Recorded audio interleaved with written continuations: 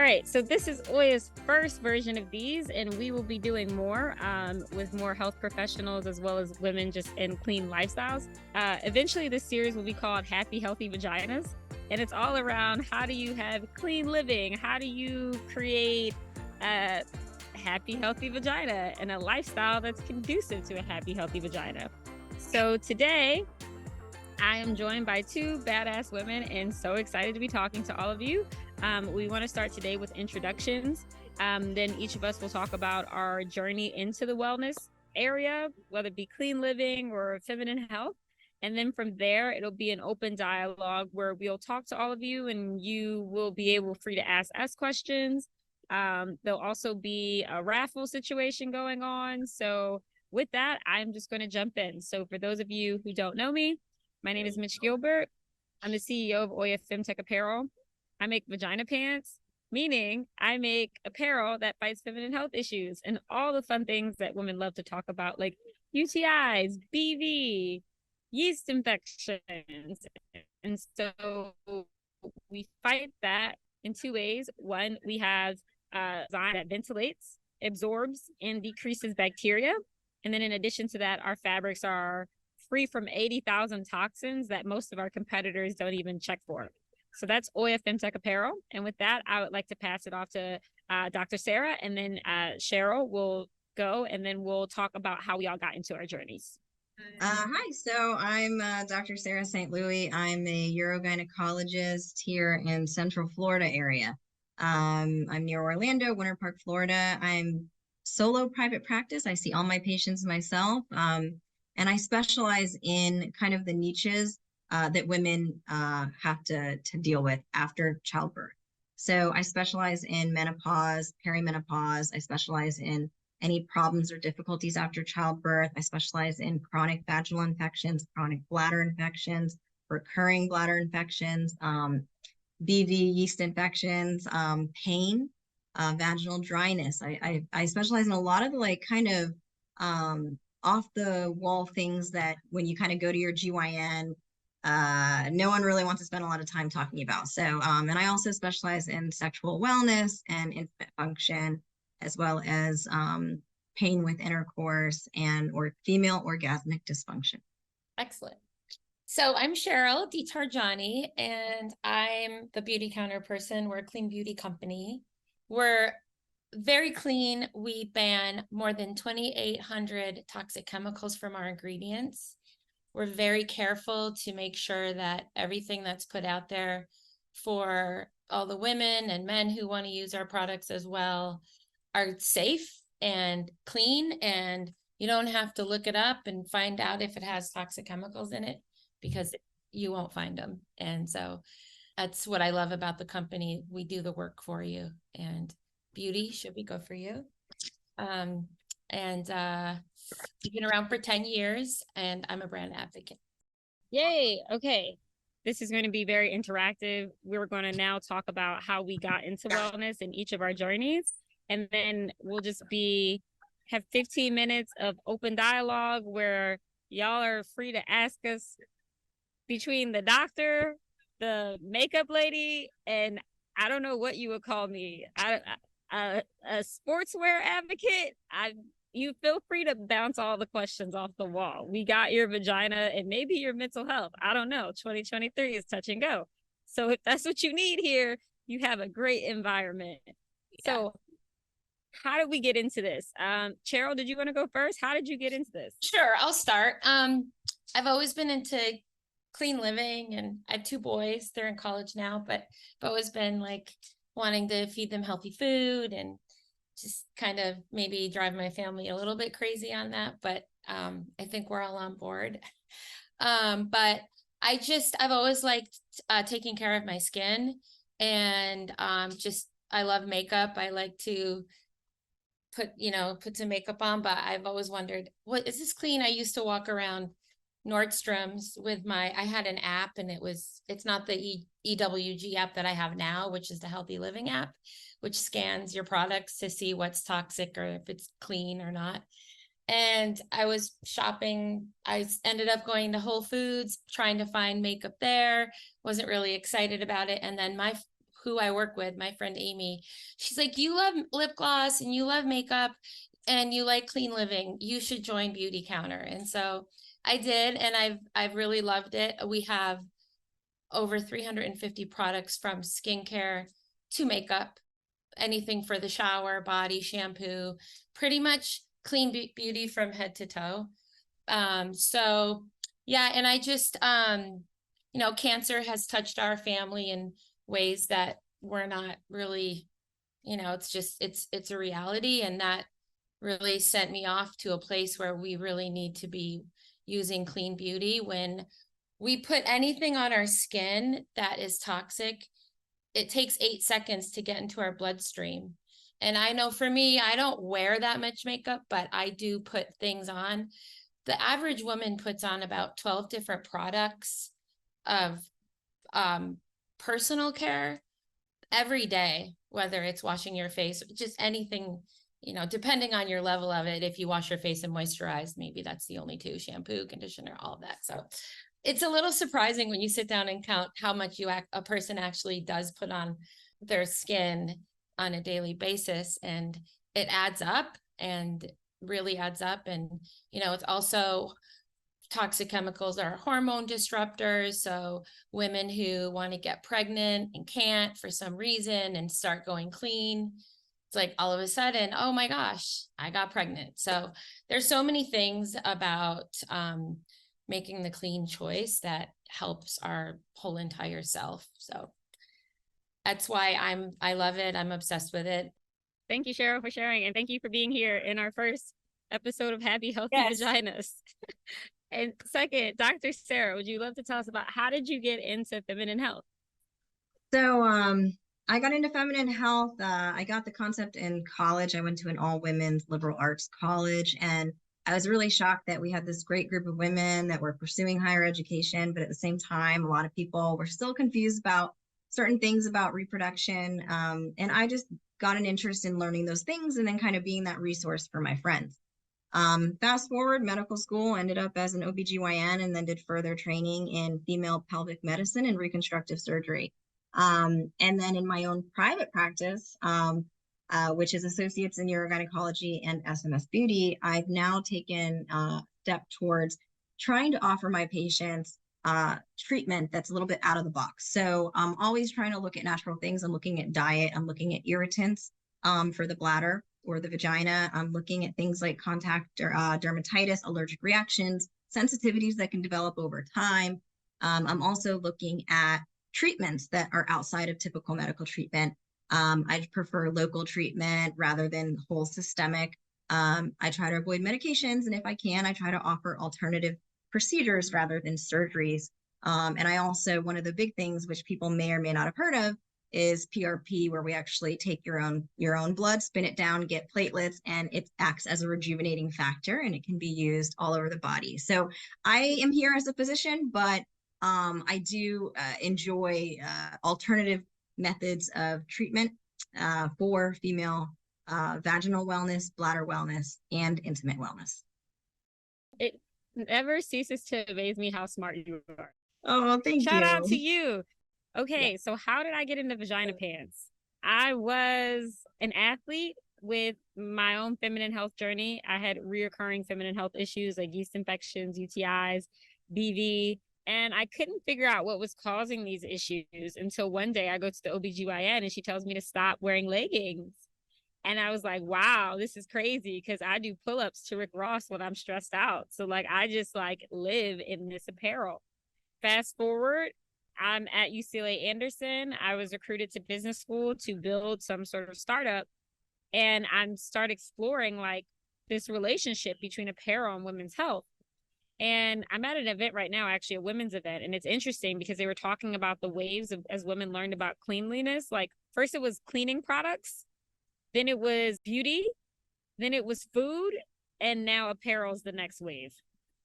There's so many toxins in apparel, and the way that these fabrics interact with your body is not, I don't know what word you use, Dr. Sarah, but it does cause irritations, right?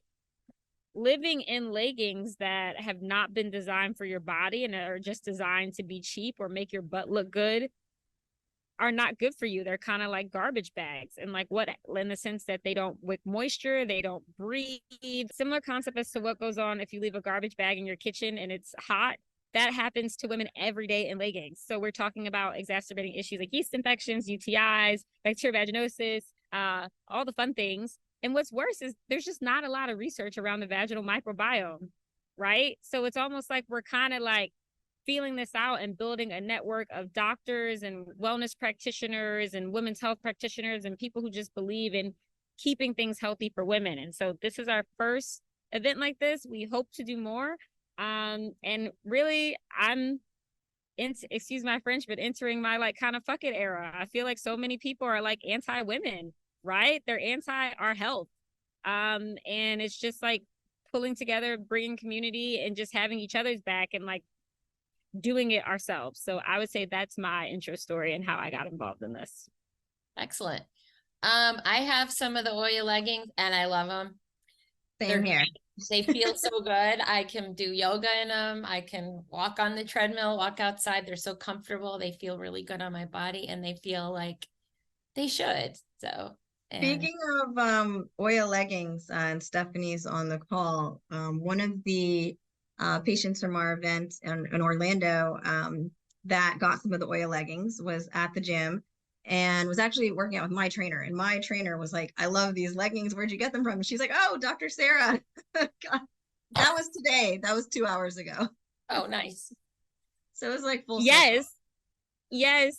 Circle. It's those moments. And I'm also going to use the garbage bag scenario in my medical consultations because I love it. I love that. I was like, wow, that makes so much sense. Yeah, hit the nail on the head. Right. It really is, because these fabrics don't breathe. Mm-hmm. They're toxic. They're not doing anything with moisture. They're not doing anything with bacteria. And so it's the same thing as leaving like organic materials, which are your vagina. And it's a self-cleaning oven in the sun, in a trash can. No thanks. No thanks. Okay, so our lovely audience, we have a few of you here. What are some things? Okay, so we wanted to talk about clean living. Can you take a second and pop some questions into the chat, or like some topics that you'd be interested in hearing about? We have beauty, feminine health, apparel. I need a way to describe myself. I feel like I don't know what it is. Like, how do I? A word like apparel. You have beauty, feminine health, and apparel. You're an intimate, a female intimate wellness advocate. Using Cheryl's word. I like that. Yeah. We're advocates. We're educators and advocates. Yeah. We're advocates. Yes. I love that word. Yes, you're right. You're right. I'm an advocate for feminine health. That's exactly what I am. We got our first message. Vanessa, would love to hear about feminine health and apparel fabrications. Okay. Where do we start? If you make apparel in the US, like us, we make apparel in California. We have to, and meaning we're not just we manufacture, cut, and sew, but we also make our fabrics here. So because we're made in California, there's a lot of laws around what we can put in the fabrics and what we can put like in the environment that goes out to the water. And according to the FDA, none of our competitors have to test for these chemicals because they manufacture overseas. And you see this show up in beauty. I think the FDA also doesn't really regulate food that's made overseas. And so think about that for a second. So to put that in perspective, we have to be what's called TSCA certified. That means that there's 80,000 chemicals that are not allowed to enter our fabrics. So yes, that includes BPAs, that includes PFAs, PFOAs, etc. But even if you add, and those are the popular chemical bad substances, but even if you add those up, that's maybe like 50 substances. What about the other 79,950? I don't know. I can't necessarily go into all their names.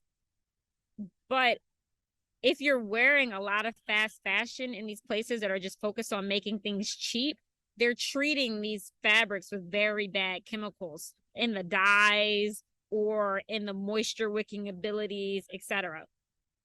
We're also AACA certified, and you can find this on our website. And that's another list of 200 something banned chemicals because we're made here. Lastly, we try and create fabrics that are super soft, and like we use flat lock seams to try and avoid irritating the skin as much as possible. Dr. Sarah, could you talk about some of the feminine health issues that you see, and do women talk about their apparel at all? Absolutely, yeah. So, I mean, one of the, I guess, most well-known ones is, sitting in moist or damp garments for a long period of time. But in particular, which is not talked about by a lot of women, is, which I love that you hit on when we did have our event here in Orlando, is bladder leakage, right? So when you combine bladder leakage, which happens with exercise, and I have patients in their 20s that are leaking when they're exercising, in particular, the athletes, in particular, bodybuilders, weightlifters, CrossFit, but obviously all the way up to 70s, 80s. And as we know, between 50 and 75% of women leak urine. Okay, it doesn't matter what age. So when you have urine and you have that in a damp environment and you have that on the skin. 50 to 75%? Yes. I thought it was 1/3. No. It definitely changes, and it depends on the type of leaking. Depends on the type, and it depends on the age. But you're looking at about 50% if you were to just pick any age population. Most women don't report it, and also a lot of women don't think they're leaking. But if I ask the question, like, is there ever like a time where like a drop or two just gets away and you didn't want it to?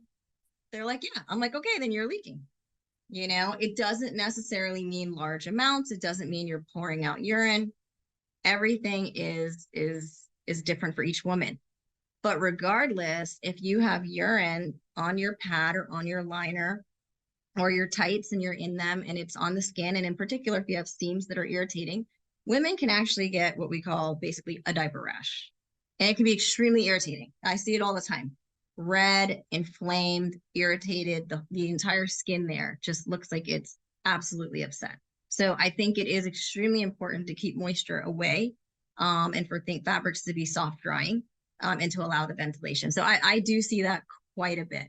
And we actually can recommend diaper rash cream. Like, think about it. When you're a baby, why do they get irritation and skin rashes? Because they're sitting in wet diapers. And we see it in women. Wow. So, Okay, gosh, okay. Next question. I find I can't wear leggings because of hot flashes. Any way to make alternative apparel that is looser and not sweat? We are young. We are a baby. We don't have that many styles because I don't have that much money. But in the future, we will be expanding the product range. So we are coming out with our first long sleeve tops for the winter or upcoming spring collection. It will be being sold in REI, and it is looser, and we will continue to come out with those options. We're also coming out with underwear, which you can wear underneath your pants, whatever sort of pants or dresses that you're wearing. So similar functionality and technology. It has a removable insert. It's also ventilated because it's made with mesh, and the fabrics have the same similar treatments, but you can wear those other options. And if you are going through hot sweats, they'll probably help with like absorbing moisture and wicking that away from your vagina as quickly as possible. That's awesome. Right. You can be a product tester. I will send you 2 free samples. I'll send you some samples too, Cheryl. Y'all can I don't know if you want to take pictures of your butt and put them on the internet. I told you I'm entering my Kim K era, so you'll definitely see my butt on the internet, but hey, teach their own. Any thoughts about period? You want to take that, or you want me to take that one? Actually, I'd love to hear your response first, because I mean, I don't do general GYN much, but I do have patients that wear them. But I'd like to hear your thoughts. Yeah, I think period underwear makes sense as a concept, right? Like, they're convenient and all that stuff. And so I hear a lot of women who are like, the way I deal with this is I wear period underwear at the gym. And I'm like, I don't think that's the right answer. Because essentially, if you think about period underwear, they're diapers. They're literally old school diapers, because before they had single-use diapers, they used fabric. And that's essentially what period underwear are. They put some spandex on it and some stretch, but they're essentially like old school baby diapers. Mm-hmm. With a plastic layer, so that way the outer layer, so the leaks don't get through. But if you're thinking about that, that's not good for your vagina, because now you're at the gym and you're sweating and you're in all this moisture and it's not breathing, and now you're breeding bacteria, and it's just like, girl, I don't think that's exactly what you wanted to do. So yes, I would highly suggest that you check Oya out and like get something absorbent and also ventilated, because when you're sweating, I think the goal is to be as ventilated as possible. That's my take. I agree with that. I agree with everything you said. I think obviously you've got a lot more experience in the fabrics and what they're designed to do. And I think that was a good way of putting it. But I do think that the concept of the period underwear, I think it's a great concept. What are some easy ways to get started with clean living without feeling overwhelmed and with all the changes that need to be made? Cheryl, do you want to take this one? Sure, I will. Well, in Beautycounter, what we call it is the clean swap. A lot of times what people will say, okay, I use this face wash. I look at the ingredients, it's not clean. We just switch one for one, try it out. One for one, try it out, and just kind of move in that direction. With, before I discovered Oya, I was just using other brands and I didn't even think about it, of course. And then I started wearing Oya and I like don't even think of putting anything else on. I have a couple of pairs, so I can switch it on. I'm not living at the gym these days, but I do like to wear them just to run around and just, wear leggings with tennis shoes and a sweatshirt or whatever on my casual days. And so I just say like little bits at a time, and then before you know it, you have more clean than not. It doesn't have to be super overwhelming. And especially I have the trouble with laundry detergent. And just today I was at Target and I had my Healthy Living app out and I'm scanning all of it. And like everything, some things say, oh, we're clean, or we're this, or we're natural, or we're all organic. And then you look at what the ingredients actually is. And on that app, I love it. It will say what is in there that's not good for you. And then at that point, you can make your own choice. Fragrances are the worst. So if you're wearing strong fragrances and you don't really know what's in there, probably just stay away from it. That includes cleaning supplies in your house. They'll plug in Febreze things that make your house smell really good. Candles that don't have clean ingredients. So it's a great website and they list everything. Okay, next question. I use the Panoxyl face wash with 10% benzoyl peroxide. Could products like this, I'm again not a pharmacist, not an actual doctor, just out here trying my best. Could products like this affect female reproductive health? So the Panoxyl face wash with 10% benzoyl peroxide. Dr. Sarah. So what's interesting is, as far as benzoyl peroxide, right? That's something we've been using in so many skin products for decades. I don't know how long, maybe over 100 years.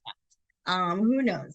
So when we look at benzoyl peroxide and we look at questions like female reproductive health, the easy answer for a medical professional, whether you're a researcher or a clinician, is, do we have any studies that show that it does affect reproductive health? And the only way to know that is to take 100 ladies that are using Panoxyl face wash, study them over however many years of reproduction, maybe they're attempting pregnancy, and see what are the live birth outcomes, right? How many of them got pregnant successfully, and is it similar to the normal natural rate of fertility for a woman of that age group? We don't have any studies that say that for benzoyl peroxide. We don't have any evidence. When they say there's no evidence, it means nobody has spent the time and money to make that connection. Now, does that mean the connection doesn't exist? No, it might exist. We just haven't had anyone try it out. So that's another reason why I do like the thought of clean living and clean products, because what's natural is always what's best, right? So in either way, there's so many factors that can affect reproductive health.